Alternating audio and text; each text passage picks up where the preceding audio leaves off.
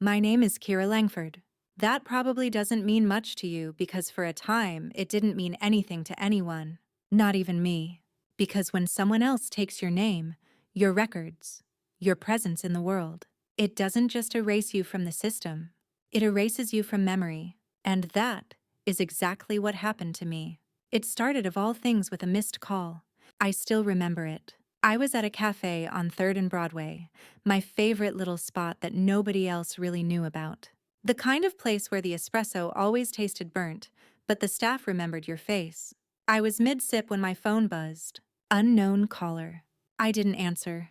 I never answer those. Who does? A few minutes later, a second buzz. This time it was an email from HR. The subject line: final confirmation of resignation. I froze.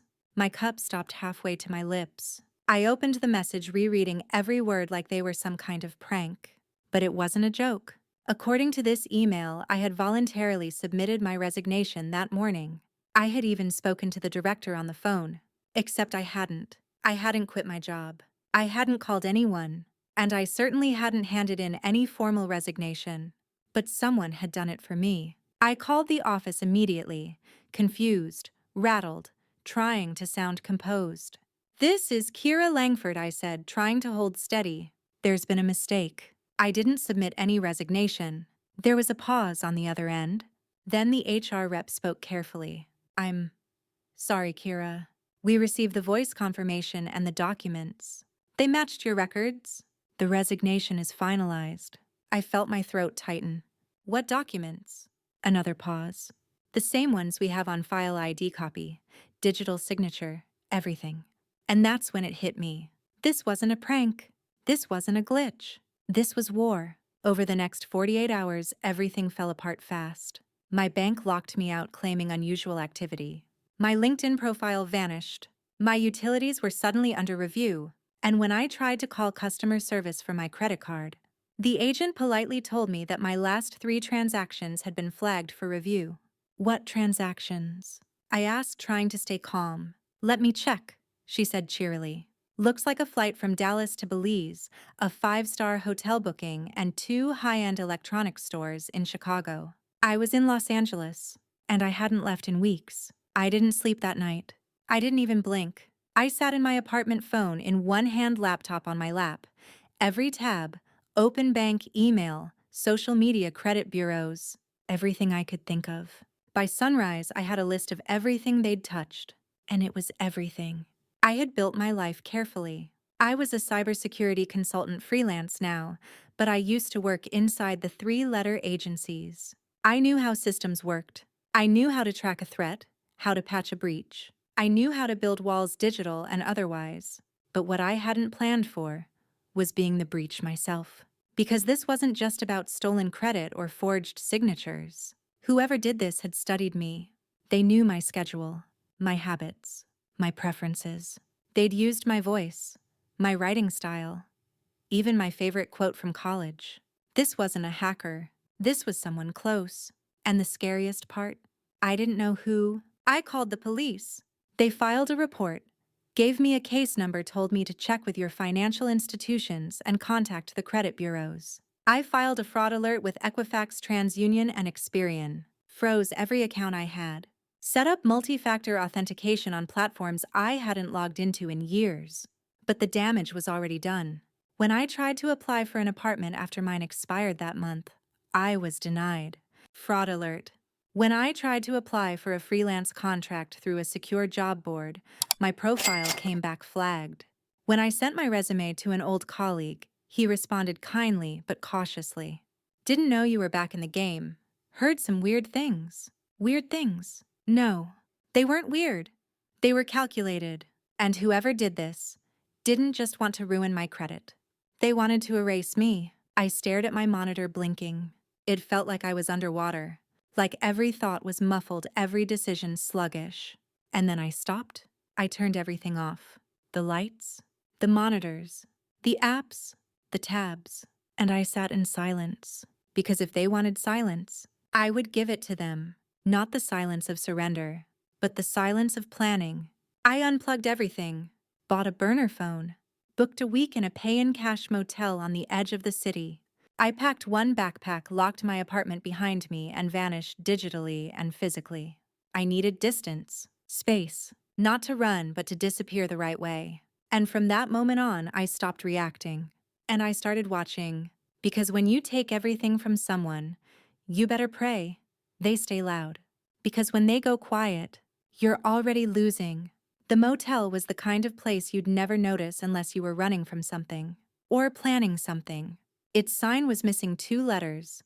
The front desk smelled like lemon-scented bleach, and my room had a television that hadn't worked since the Bush administration. But it was cash only. No cameras in the hallways. No check-in photos. That's what mattered.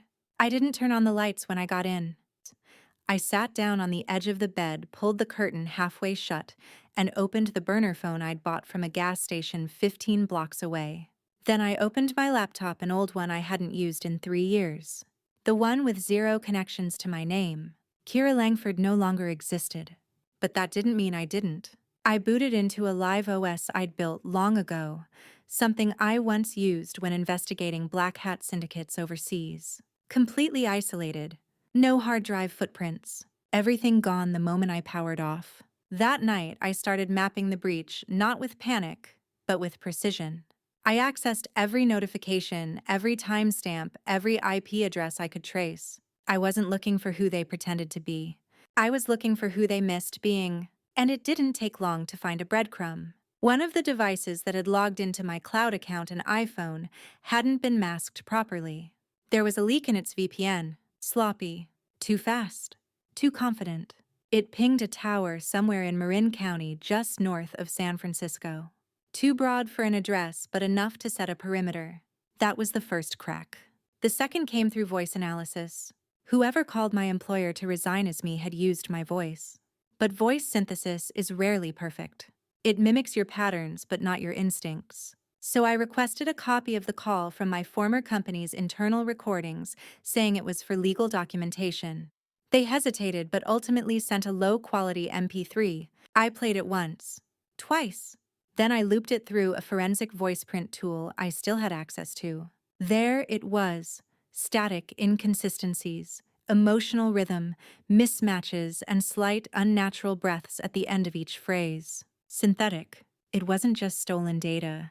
They had used AI to become me. I felt sick. Not because of the tech, they did a good job. Almost convincing. But because it meant this wasn't just fraud. It was revenge. Someone wasn't stealing my identity to get rich. They were doing it to destroy me cleanly and quietly. Someone with a grudge. Someone with access. Someone who wanted me to feel erased. I leaned back and stared at the peeling ceiling tiles. In my line of work, you don't make enemies by accident. But you also don't remember them until they come knocking. And this was a symphony of destruction. This had fingerprints all over it. But I wasn't ready to play my hand yet. Instead, I did what I do best. I listened. I watched. For days, I lived like a ghost. No logins. No credit cards. No familiar devices. Just quiet observation. And over time, their pattern unfolded. They were logging in at specific hours, always between 11 p.m. and 2 a.m. West Coast time. They rotated proxies but occasionally slipped. Lazy moves. Repetition in browser user agents. Tiny cracks in a perfect mask. I used those cracks to construct a digital fingerprint, a composite of device IDs, session lengths, cookies left behind. Then I mirrored their movements. If they logged into my old email account at 11:17 p.m., I logged into the same webmail provider at 11:18 from a controlled environment, anonymized and monitored. I wasn't attacking, I was reflecting, and reflections show you things others can't hide. One night they opened a shopping cart and left it idle. Probably a distraction or a mistake. But the cart was still full when I mirrored their session. Bluetooth speaker, prepaid SIM card, hotel gift card, and a single ominous item, an encrypted USB key. That was my moment. I launched a passive trace. Bounced through 4 fake relays, I embedded a tiny tracker into the cart's session metadata. Nothing malicious. Nothing to trigger a flag. Just a whisper that followed wherever they clicked. Over the next week, that whisper echoed back every time they logged in. I wasn't just watching anymore. I was learning them. And that's when it got interesting. They weren't just impersonating me, they were building something. They'd created a new persona under my credentials, a refined version of me, cleaner credit, different resume, fake job references. They were applying to tech jobs in other states. They had already secured 2 remote interviews using deep-faked Zoom filters. They wanted to be me better than me. That was when my hands began to shake. Not from fear, but from fury. They took my name, my work, my voice. But they left one thing untouched, my silence. And they had no idea what that silence was about to do.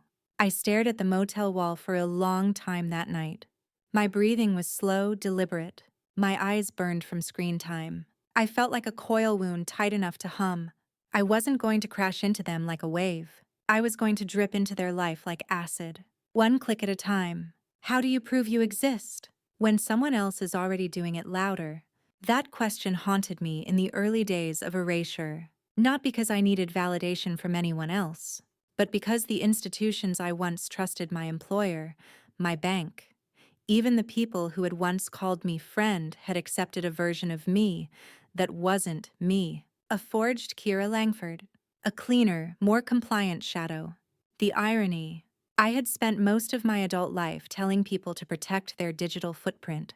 Now I was walking barefoot through the same minefield I once mapped for others. The strange thing about identity theft, real soul-level theft, is how intimate it becomes. Most people think it's about money. About ruined credit, stolen cash, a few fraudulent purchases. But that's just the surface. The real damage cuts into something much deeper.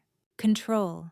When I woke up each morning in that motel, I had no schedule, no calendar pings, no tasks to accomplish. The world no longer expected anything of me, because the world had already received what it thought it needed from her.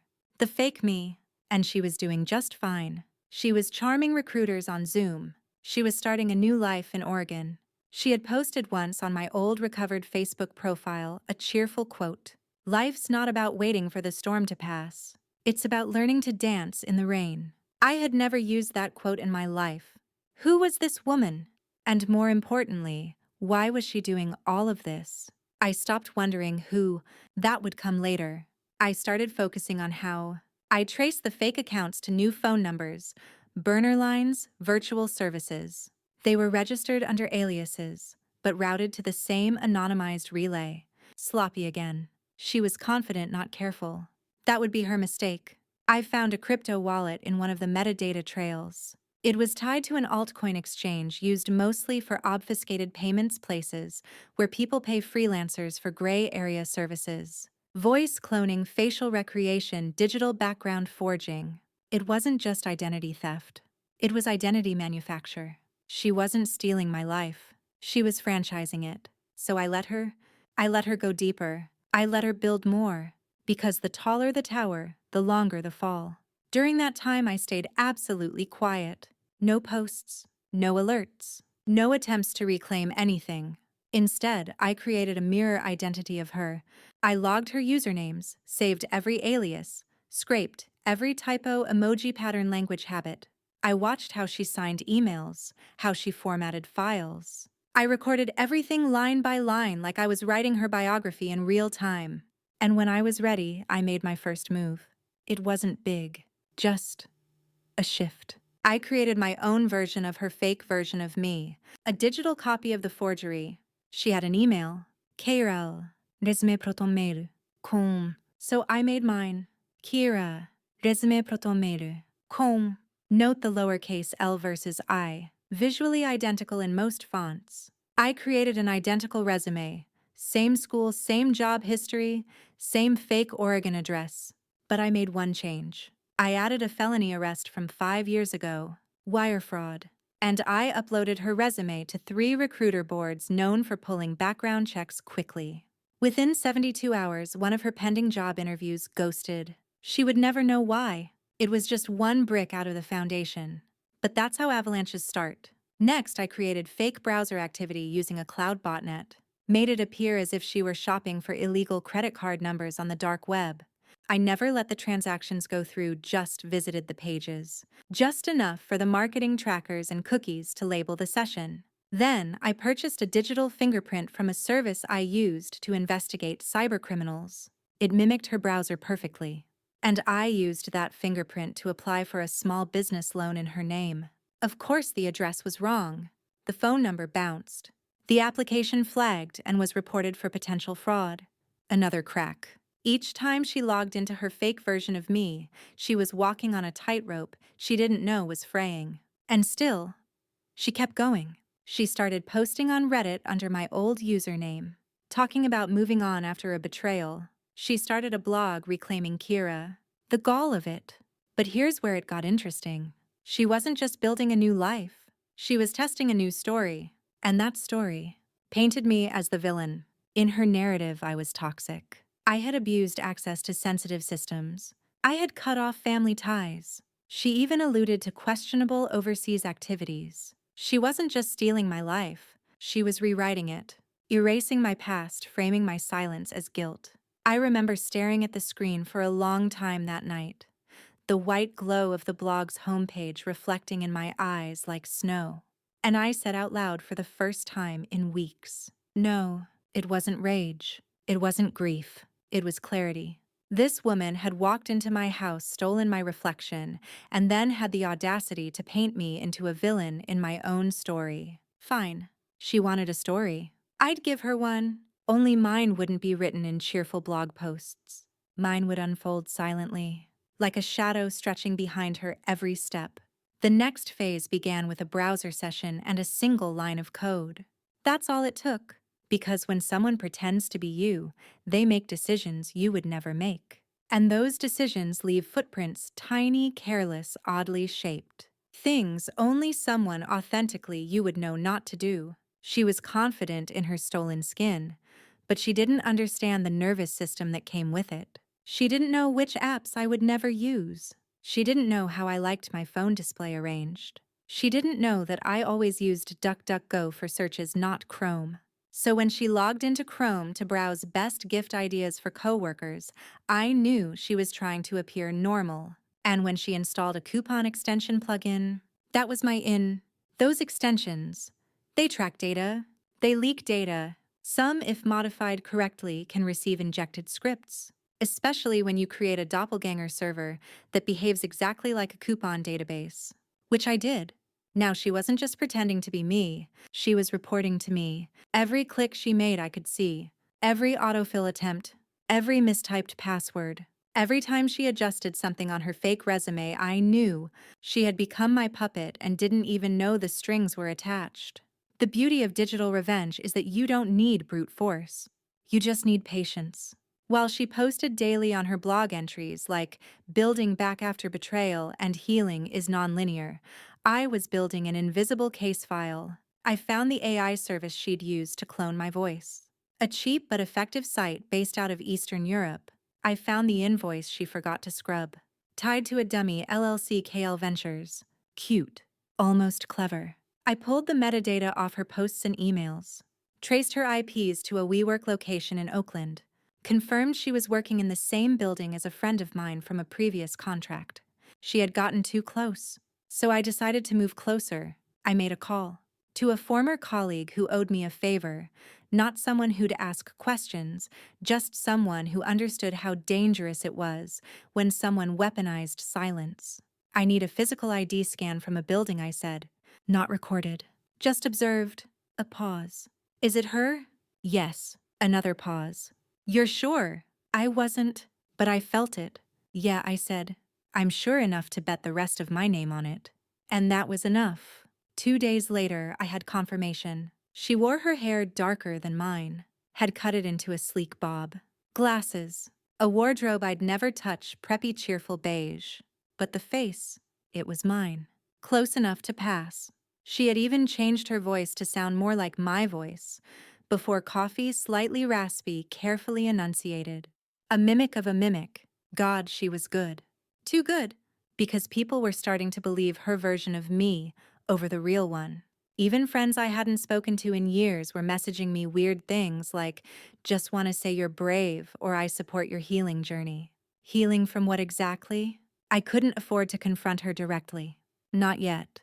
Instead, I hit her where it hurt. I cloned her calendar. I mirrored her phone's background sync via a stealth code buried in a phony PDF she downloaded titled Salary Negotiation Tips 2025. From that point forward, I knew where she'd be. And more importantly, where she thought I wouldn't be. So I waited for her to book a meeting with Amy Essie at a recruitment firm downtown 10. Sura. Wednesday. The kind of job she wasn't qualified for. The kind she would charm her way through. I beat her there. I waited in the building lobby, not dressed like me. Dressed like her version of me. Beige. Glasses. Hair tied back. Resume folder in hand.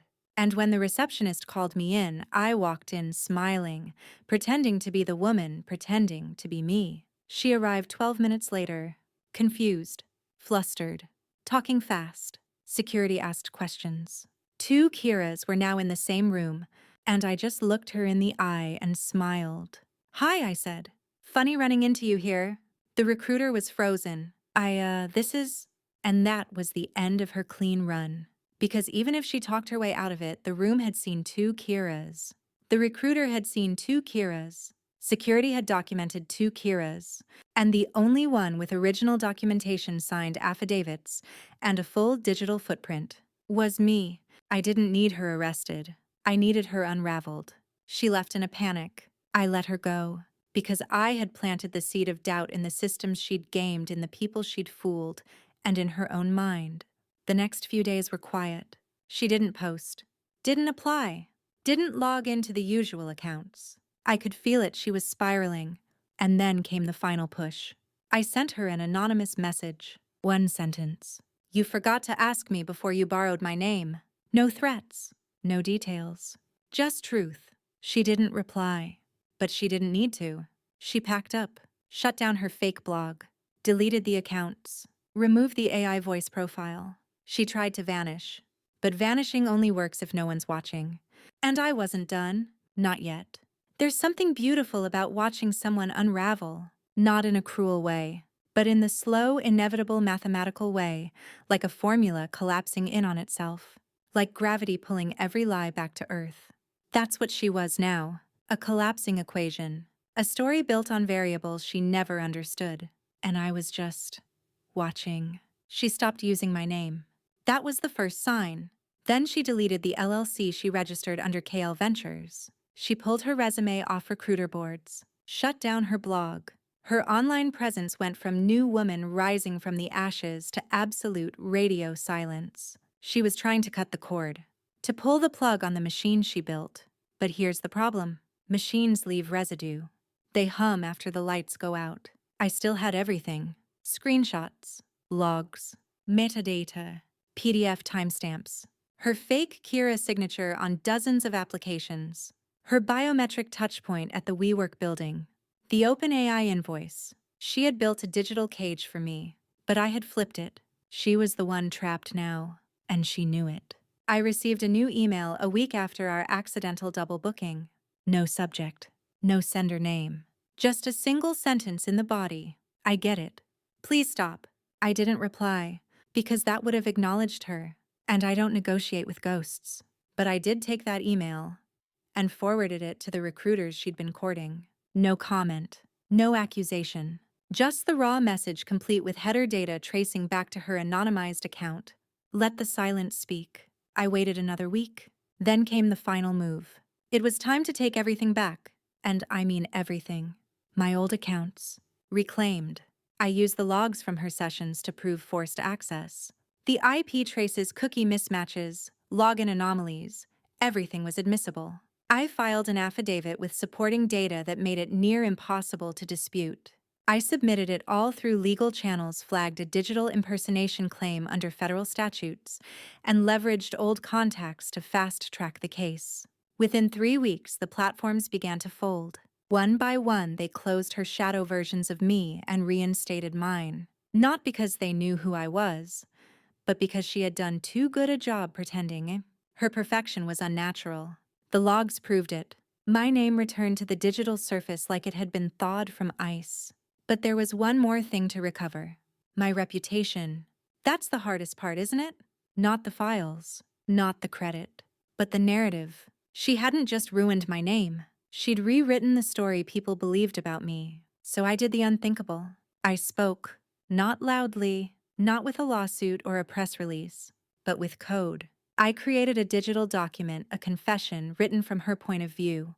Fake, of course, but rooted in every verifiable detail she had exposed. A reflection distorted enough to seem like a diary buried deep in a dormant website. Password protected, not public. Then I sent anonymous tips to every recruiter and every platform she had touched. Check here. This might explain everything. They followed the breadcrumb. Read her confession. And like that, she became radioactive. No one wanted to touch her. No one wanted the liability. I didn't need to prove anything anymore. Her actions, real and fabricated, did it for me, and all I did was whisper. That's the thing about silence. People forget how heavy it is. They think it's weakness. They think it means surrender. But silence is storage. It holds every receipt, every slight, every breach. And when you finally open that vault, it doesn't scream. It just lets gravity do its work. I changed my number, changed my locks, rebuilt everything. Not just better, but differently. No more social media. No more public resumes. I started using an alias for work. Something that couldn't be stolen because it was never truly me. And when I finally looked at myself in the mirror again, I didn't see the person she tried to erase. I saw the one she didn't understand. The one she couldn't imitate. Because she took everything. Everything but my silence. And that was always the most dangerous thing I had. There's a moment in every quiet revenge where the game changes, where you stop defending your life and start designing it, where you're no longer clawing your way back to zero, you're building above it. That moment came for me when I stopped seeing her as a threat and started seeing her as a blueprint. She had done me a strange kind of favor. She showed me where I was weak, where I was open, where I had left myself vulnerable in the name of convenience and routine. In trying to become me, she revealed everything I didn't know I had left exposed. And now I had the map. First, I rewrote my own security protocol from the ground up. Not just two-factor authentication, not just VPNs and firewalls. I created an identity scaffold, a network of false leads, redirects, ghost emails, and parallel profiles that acted as mirrors and decoys. If anyone tried to trace me again, they'd end up stuck in a labyrinth of dead ends and wrong turns. I started using biometric encryption that wasn't cloud-based. Passwords generated by external randomizers that expired every 12 hours. No more browser histories. No more saved logins. No more syncs across devices. If my old digital self had been a glass house, the new one was a shifting maze made of obsidian, but even after I reclaimed everything, something still didn't sit right. I wasn't done, because deep down I knew why she had chosen me. Not just because I had a clean record or because I was off the grid enough to be moldable. She had known me, not intimately, not well, but enough, which meant she'd once been close enough to reach. I went back through every interaction I'd had in the 3 years prior to the breach. Emails, Slack messages, conference calls, notes from collaborative projects, old freelance forums, even Discord servers where I used to consult anonymously. And there, like a splinter waiting to be discovered, I found her. Alias, Viestra. We'd exchanged messages a year before everything collapsed. She'd been vague about her experience, overly flattering, oddly fixated on my process. She'd asked about my methods, the way I layered encryption, how I preferred to anonymize submissions. I had brushed her off politely, cautiously, but she'd been watching, logging everything, recreating my systems in the background. She wasn't just random. She had targeted me. That changed everything. Because now this wasn't about recovery. It was about accountability. So I logged back into an old alias. One no one knew was connected to me. I returned to the forums she'd frequented. I rejoined the Slack channels where she'd posted code snippets hinted at big identity projects and asked for freelance collaborators in persona verification. And I exposed her. Not by name, not directly. I posted her code snippets she thought were clever, but had specific syntax errors that only her repositories showed. I posted anonymized metadata logs tied to KL Ventures. I showed how her systems matched the exact digital blueprint of the Kira heist, as I dubbed it. I didn't name her. I outlined her. And in that space among digital mercenaries and ethical hackers that was enough. She went silent within 48 hours. Accounts gone. Handles deleted. Projects vanished. She had spent a year constructing a digital monument to herself, using my foundation, and in less than a week, the community she thought would praise her turned their backs. Because the one thing hackers hate more than authority is theft without honor, and she had no honor left. After that, I deleted my burner laptop, wiped it clean and physically destroyed it, burned the board, smashed the drive, disposed of it in 5 different dumpsters across the city. That part of me, gone, and yet not lost. Because this version of me, the one she didn't anticipate, was born from the ashes of her ambition. She tried to become me, but all she did was make me sharper. She took everything, but she never took my silence. And when it finally spoke, it didn't whisper, it echoed. Some people think revenge is fire, something that burns fast, blinding, explosive. But the truth is, fire is loud, and loud things attract attention. What I crafted was nothing like that. It was a vacuum, silent, clean total. And now I was going to use that silence to do something far more unsettling. I was going to rewrite history. Because the thing about having your life stolen is this: once you rebuild it, you realize you have complete creative control, not just to repair but to reinvent. No one was watching me anymore. No one knew where to place me. The name Kira Langford still carried static confusion, legal noise, conflicting records, so I let it drift.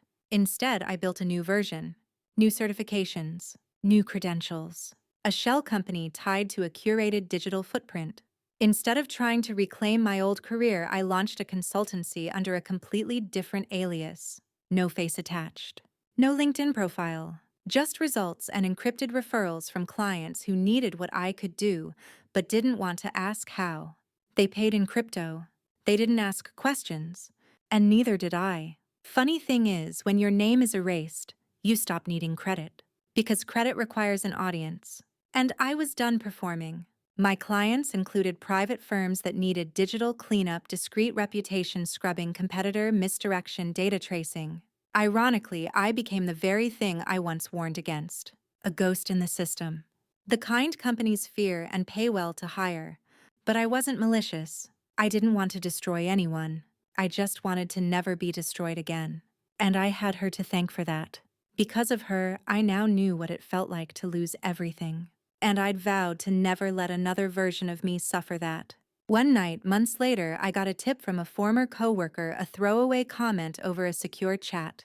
"Hey, isn't this the girl who kinda looked like you?" Attached was a screenshot, a mugshot, different name, same face. She had been arrested trying to open an account with a fake ID. Not mine this time, but someone else's. A failed attempt, sloppier than usual. Probably desperate. Her eyes were wide in the photo, makeup smudged, hair uneven. The cracks weren't just digital anymore. They were showing up in her skin. I stared at that image longer than I expected. Not with satisfaction, not with pity, but with a strange kind of closure. She hadn't just failed to be me, she had failed to be anyone. That's what happens when you build your identity like a puzzle of stolen pieces.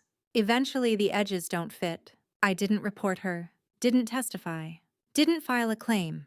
I just watched the news fade into another forgotten local crime report buried beneath headlines about bank mergers and celebrity scandals.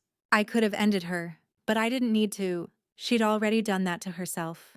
And me. I was finally free to be a whisper again. No accounts, no trackers, no trail, just clean, calculated distance. I moved cities, quietly. No lease in my name, no utilities that tied back to me. Just cash and carefully layered paperwork courtesy of networks I now belong to. And for the first time in over a year, I slept. Not because the danger was gone, but because I had become the kind of danger no one sees coming. That's what she never understood. You can steal a name.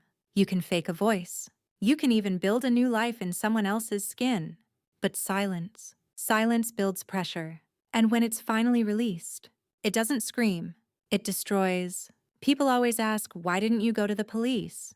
As if justice is a service you can dial up when something breaks. As if there's a department in some city building just waiting for a woman like me to walk in and say, someone took my name, pretended to be me, lived as me, ruined my life, and now I want it back. But identity theft at this level, it's not dramatic enough for headlines, not visceral enough for sympathy. It's too invisible. The systems built to protect you don't recognize that kind of violation until it's printed in court documents, until it affects a number that matters to someone else. So no, I didn't call the police, because justice didn't live in a badge. It lived in my silence, and in how I used it. Still, I wanted to leave a message not for her, but for anyone watching. A signature, a digital scar, so I built a file. A very specific traceable file, a collection of everything she had done, every login, every forged form, every timestamp, each event ordered with surgical precision cross-referenced to the minute. I titled it simply, Kira Van Zero. Then I embedded it inside a zip folder named Resume, Templates, 2025. Zip, and uploaded it anonymously to the dark web tucked into a freelance job board that was known to trade questionable materials. It wasn't a leak. It was a mirror. I wasn't publishing anything illegal. I didn't name her explicitly, but anyone who opened that file and tried to imitate me again would instantly know they weren't alone in that space, and that the original still existed.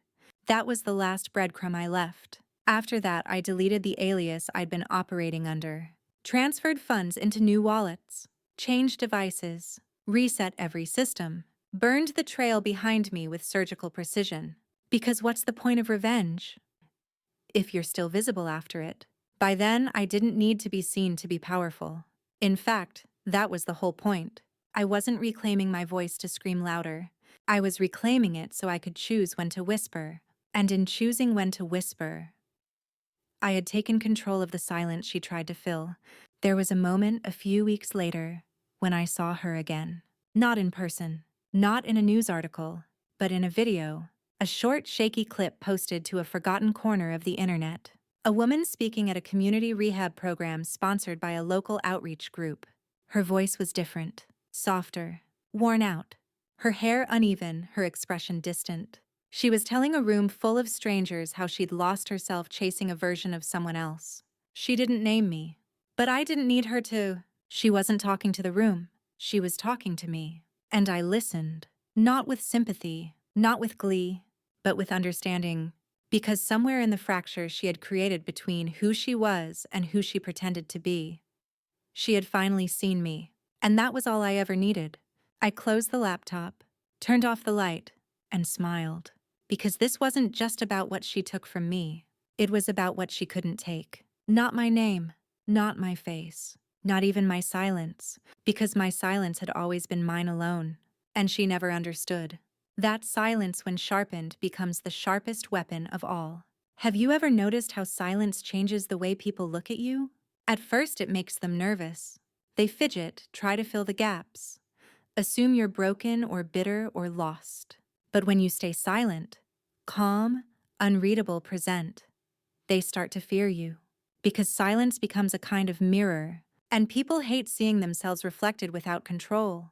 That was me now, not the version she built, not the woman they once erased. The mirror.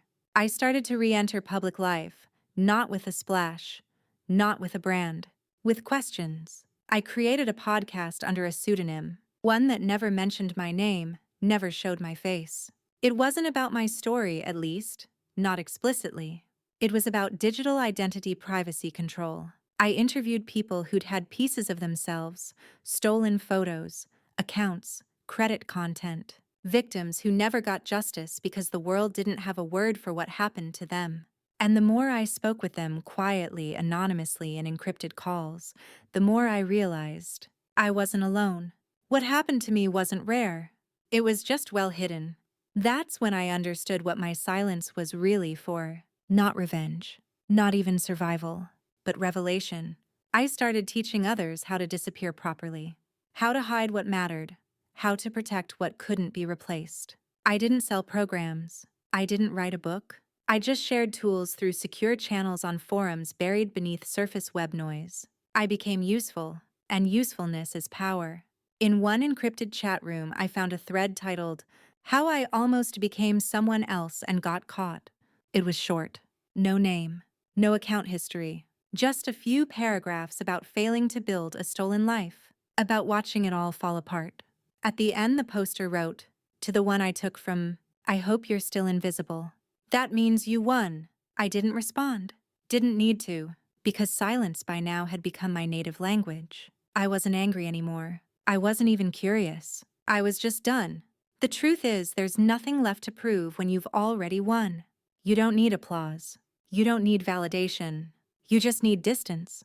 And I had miles of it now. From the moment I packed that first bag and walked into that cash-only motel, to now operating from a quiet apartment 3 cities away, where even my Wi-Fi name was encrypted into noise, I had remade myself not as someone louder, but as someone undeniable.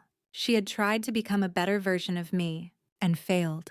Because what she didn't know is that the real me was never in the details. Not the job title, not the name, not the profile photo.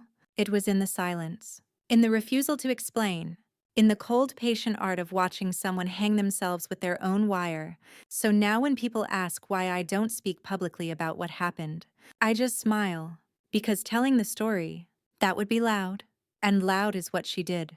My silence. It still echoes. The thing they never tell you about getting your life back is, you don't actually want the old one. Not really. You spend all that time clawing your way through confusion, fear, and isolation thinking, if I could just get back what I had. But then you do, and it feels hollow. Because what you had wasn't safe, it wasn't sacred, it was exposed. And you can't unknow that. So I didn't try to reclaim the old version of me. I let her die. Kira Langford became a memory, a placeholder, a ghost with clean hair and perfect punctuation and the kind of smile that invited people in. I didn't want to invite people in anymore. I wanted doors with locks, walls with depth, and systems that reported to me alone. So I built a life not of transparency but of opacity. I moved again, this time permanently. I used an LLC I controlled under another identity, one born entirely from clean metadata and recycled patterns enough to pass scrutiny, not enough to attract attention. I lived simply, worked privately, never showed my face. No one knew who I was, which meant no one could take it. Still, every now and then, I'd see glimpses of her, my imitator. Not literally, not physically, but in trends. In news stories about AI-fueled scams, in Instagram influencers being exposed for buying their entire personalities, in people monetizing someone else's experience. And I wondered how many of them had victims like me. How many people were sitting in motel rooms right now trying to figure out who they were without the reflection everyone else seemed to accept. How many were being told, "Sorry, but your records match her signature." How many were screaming into the void and getting nothing back? I wanted to tell them, "You're not alone." But I couldn't, because telling them would require speaking. And I had learned, my voice is strongest when it's quiet. Instead, I built tools, anonymous, powerful tools. I helped create one of the most secure encrypted contact chains online, an underground support network for digital victims. No names, no dates, just identifiers and trust scores. You could report impersonation attempts, get technical assistance, even trace stolen logins, all without revealing who you were. And in that silence, a new kind of community formed, a fortress. One day, I got a message from a user I didn't know. Random username, random timestamp. The message was one sentence. I thought I lost everything until I learned how to disappear properly. And below it, a string of code I had once embedded in one of my first shared security guides. They had used my blueprint. They had survived. That was the moment I understood what this had all become. It wasn't a revenge story anymore. It was a resistance manual. Because for every person like me, quiet, methodical, erased, there were hundreds more who hadn't found their way out. And I couldn't give them a map, but I could show them what not to do. And that was enough. In the years that followed, the woman who tried to become me faded into nothing. Her name, whatever it truly was, never resurfaced. Her face never trended. Her story never went viral. Because she had been erased by the one thing she never learned to respect. The power of strategic silence. And me, I never spoke her name. Never needed to. Because the lesson wasn't about her. It was about what comes back when everything else is taken. Not your credit score, not your job, not even your friends, but your center, your spine. That voice deep in your gut that whispers, "You're still here." And they can't touch that. She didn't take that from me. No one ever could. And in that final perfect silence, I rebuilt. The funny thing is, I still don't know her real name. The woman who took mine, who lived in my shadow, wore my voice like borrowed clothes, walked around in the skin of my digital past. I never knew her actual identity. It was always an alias, a handle, a string of numbers tied to rented Wi-Fi and cheap burner phones. And maybe that was the truest sign that she'd already lost. Because if you don't even exist outside of someone else, you never really existed at all. But me, I did. Because I chose to. Not loudly. Not through court cases or op-eds or how I survived TED Talks. But through decisions. Small, careful, deliberate ones. Every time I refused to react. Every time I let her post, let her lie, let her build. I was choosing power. And eventually I built something she never could. A life that wasn't built for display. There's a quiet kind of freedom in being nobody's brand. No followers to please. No narrative to control. Just me and the network I built in the dark. The final phase, as I called it, began not with vengeance, but with legacy. I knew what she'd taught me, what being erased had taught me, and I didn't want to keep it locked inside. So I wrote a document, not a guide, not a memoir, a protocol. I called it the Quiet Archive. It wasn't public. You had to know someone to find it. Even then, it was protected by layers of verification. But once inside, it gave you the map. How to detect an impersonator before they breach. How to dismantle a synthetic identity. How to vanish with precision. How to rebuild without triggering surveillance. And maybe most important, how to make silence louder than noise. That document made it into the hands of over 400 people before I retired it. Not by going viral, not by trending, but by trust. Because real power doesn't scream. It flows quietly, strategically, like water finding every crack. And over time, I started hearing about stories that sounded familiar. A CEO stepping down after his digital past was quietly leaked anonymously. A scammer's fake identity collapsing mid-contract as all their credentials vanished. A woman in Eastern Europe arrested with a dozen passports, each identity scrubbed within days. I never claimed responsibility, but I knew the fingerprints. They weren't mine, but they had been inspired by mine. That's the legacy I never asked for but built anyway. Not fame, not recognition, but disciples of silence. People who knew that revenge doesn't need fireworks, that justice doesn't need courtrooms, that sometimes the loudest message is disappearance. One day, someone left a review on a forum I hadn't visited in years. A dead channel archived and forgotten. The post was simple. They took everything from me, but someone taught me how to take it all back without making a sound. Whoever you are, thank you. That was enough. I didn't reply, didn't screenshot it, didn't save it. I just read it, closed the browser, and walked to the window. Outside, the world moved like always, fast, loud, distracted. But inside it was still, calm, mine. Because they took everything, but they never took my silence. And it turns out, that was the only thing I ever needed to win. There was a moment, months after everything ended, when I realized I hadn't thought about her in days. Not in rage, not in fear, not even in curiosity. She had simply disappeared. Which was ironic because that had always been my trick. But it made sense. People like her, people who build their entire identity on theft, can't survive when no one's watching. When there's no reflection, no audience, no drama, they shrink. She hadn't just stolen my name. She had been addicted to being me, to the access, the admiration, the illusion of competence. But when I stopped reacting, when I let her fall apart on her own timeline, I robbed her of the one thing she couldn't fake: purpose. And that's why she lost. Not because I out-hacked her, Not because I humiliated her, but because I let her vanish into a vacuum of irrelevance. And for someone like her, that's worse than prison. As for me, I was doing well.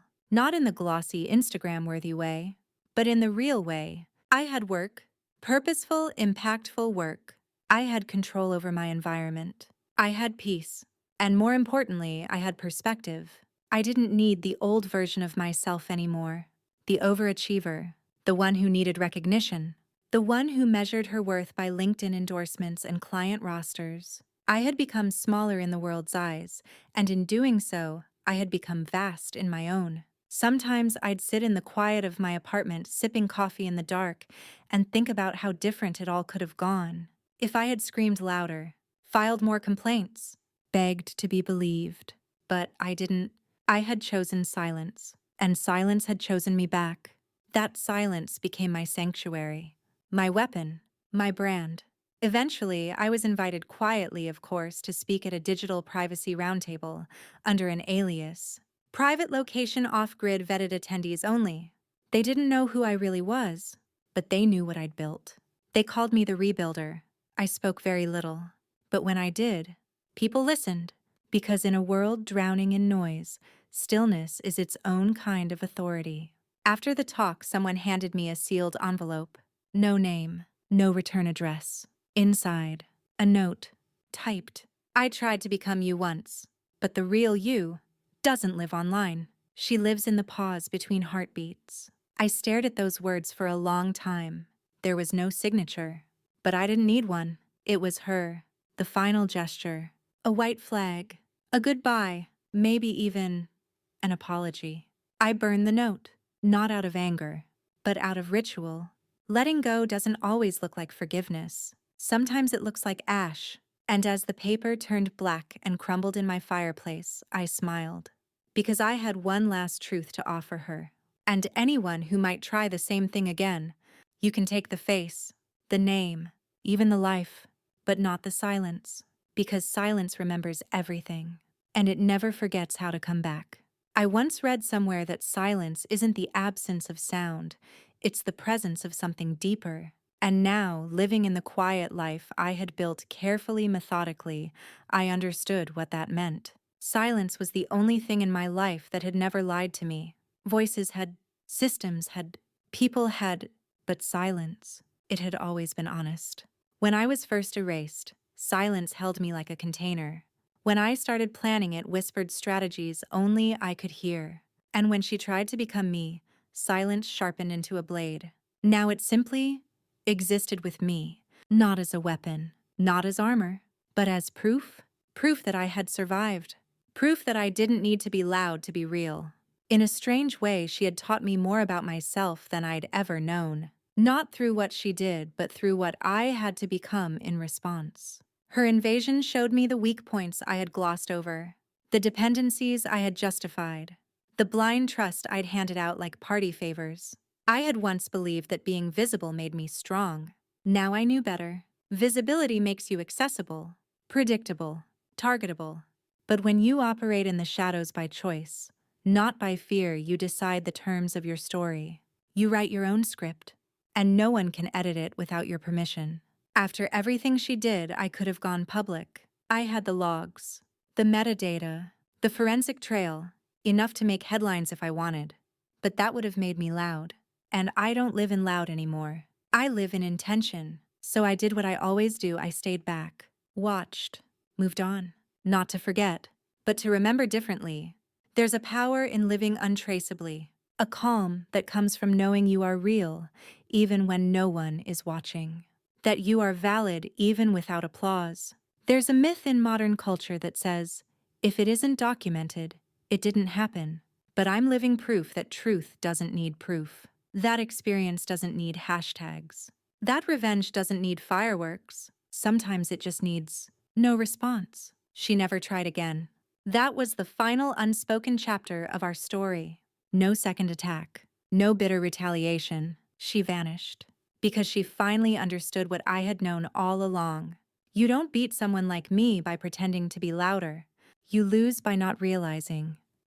I was never speaking in the first place. There's a kind of peace that only comes after total war. Not the kind with weapons and bodies, but the kind waged in silence and shadows with precision and memory. I had lived through that war, fought it without raising my voice, won it without ever being seen, and now I was just living. My new life was quiet by design.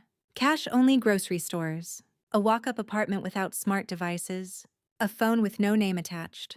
The people I met knew me as something else, an alias built from fractured Latin roots and old poetry. They liked me well enough, but they didn't know me. And that's how I liked it. Because being known, being fully visible, that had nearly killed me once. There's a freedom in being unknowable, in being the one who listens instead of the one who talks, the one who tracks instead of the one who performs. My world now operated on a different frequency. Every so often, I'd get messages, coded ones, from people I'd helped indirectly. People who'd read my protocols, used my digital smokescreens, rebuilt their lives under the radar. They never said thank you. They didn't have to, because silence recognizes silence. And that was the tribe I belonged to now. Not survivors, not victims, not even avengers. Architects. We didn't rebuild what we'd lost. We built something they'd never be able to touch. In that space, I started writing again. Not about what happened, but about what could happen. I crafted fiction, cyber thrillers, digital fables, stories about identity and betrayal and reinvention. I published under pen names. Let my imagination roam where my truth had once been trapped. Funny how fiction lets you say the things real life can't. And yet everything I wrote had echoes of what I'd survived. Every protagonist knew how to disappear. Every antagonist underestimated the quiet one. And every ending carried a thread of justice so subtle it felt like breathing. I sold a few stories to indie publishers. One even became a podcast episode narrated by an AI voice that almost sounded like mine. I smiled when I heard it, not because I was flattered, but because I had taken the weapon she used against me and turned it into art. Some nights I'd light a candle and sit in the dark just listening, not to music, not to traffic, just to the stillness. Because after everything, that stillness was the only thing that had stayed constant. It had held me through erasure, cradled me through reinvention, and now it sat beside me like a loyal dog, warm and alert, always watching. People talk a lot about reclaiming their voice, but mine, I never lost it. I just stopped wasting it on people who never deserved to hear it in the first place. She thought I was gone when I went silent. But the truth, that was the moment I was born. I used to think closure was something you found, something you chased, something you confronted, an ending you earned by walking into a room, pointing at the person who hurt you and saying, "I know what you did." But that's not what closure is. Closure isn't loud. It doesn't ask for witnesses. It doesn't come with applause or apologies. Real closure is a door you close quietly, from the inside. And when I closed that door behind me, I never looked back, not once, because she no longer lived there, because I no longer lived there.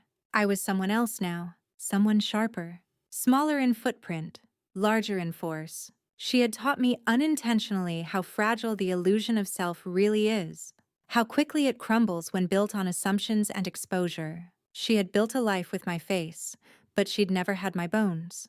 And that was her fatal mistake, because identity isn't skin, it's structure. And mine had been reforged in fire and silence. There was a final test I gave myself, not out of paranoia, but clarity. I revisited the sites she had used, quietly, anonymously, not to trace her, to see if I still feared them.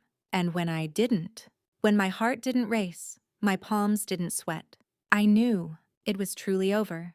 I left behind something in that space, though. Not a name, not a signature, just a phrase, hidden in an old comments thread she once posted under a "The quietest one in the room is usually the one holding the blueprint." No one would notice it, but if she ever came back, if she ever looked again, she'd see it, and she'd know that I was still here, not to chase her, but to remind her she'd never outgrow the shadow she once tried to wear. And I'd never shrink back into the silence she mistook for absence. Because my silence, it wasn't absence. It was presence in its purest form. You can't delete someone who becomes the void. You can't impersonate someone who no longer needs to be seen. And you definitely can't win against someone who doesn't want a trophy, just distance. So if you're listening to this now, wondering what happened to the real me, you're hearing her. Not in the words, but in the space between them. In the stillness that survived everything. They took my name, my face, my records, my job, but they never took my silence. And from that silence, I rebuilt something no one could ever steal again.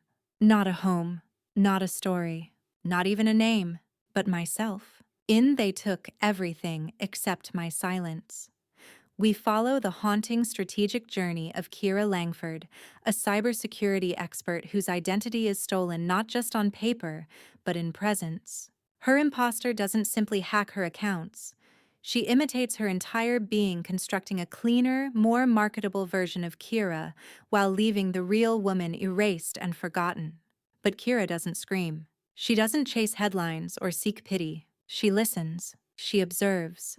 And then, using her silence as both shield and sword, she meticulously unravels the woman who tried to wear her skin. What begins as a story of digital theft slowly transforms into something much deeper. A reckoning with modern identity, the illusion of visibility, and the quiet strength of intentional erasure. Kira doesn't just take her life back. She builds a new version fortified by lessons in pain strategy and stillness. By the end, she isn't just free from the woman who tried to destroy her. She's free from the need to be seen at all. Her silence, once mistaken for defeat, becomes her most powerful weapon.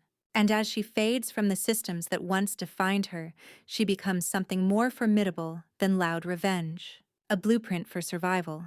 The lesson: revenge doesn't always roar. Sometimes it watches, it waits, and then it whispers just loud enough to collapse the lies. If you've ever felt erased, let this story be your proof. You can rebuild, you can outlast, and most of all, you don't need to raise your voice to win. Subscribe to the channel to hear the next true story of karmic justice, silent revenge, and cold-blooded calm. Because sometimes, the quietest one in the room is the one holding the blueprint.